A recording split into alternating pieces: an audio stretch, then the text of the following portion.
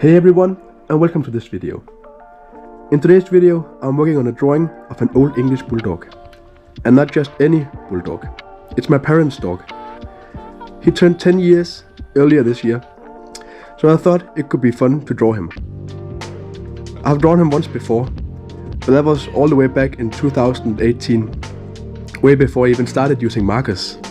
I did technically draw him in the Inktober challenge last year, but I don't feel like that counts because I didn't have enough time to do him justice. Those drawings only took about 3 hours to make. I enjoy drawing dogs, but they are very time consuming, with all the small details and fur. And in this case, getting the right colors, but I will talk about that later. I made a beautiful drawing of an old English bulldog last year, just before I started on YouTube actually. It's one of my first YouTube shorts.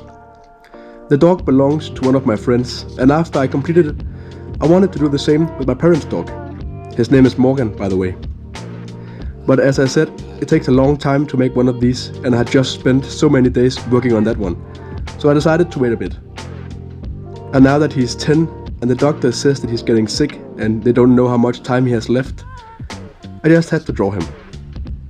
I spent a good amount of time sketching him, doing my best to make this a real close-up. So it almost feels like he's popping out of the paper.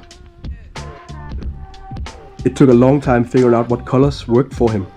He has this golden orange shine, which was very hard to create. I had to mix a lot of different browns and orange markers to get the right look. I started off by using a milky white as my base color, and then I moved on to a buttercup yellow, which has a very light golden tone. Then I used sand, yellow ochre, honey, dark suntan, sepia, maroon and dark bark. So these small different areas of brown fur is actually made up of 9 different markers. You might not think about it when you see the finished drawing, but there goes a lot of different colors into a drawing like this. After the coloring, I go over the different parts with a black pencil to make the fur. Usually I will also use a 0.03 fine liner, but I decided to try to make this drawing without it. I feared that the harsh lines from a fine liner would be too bold for a close-up like this.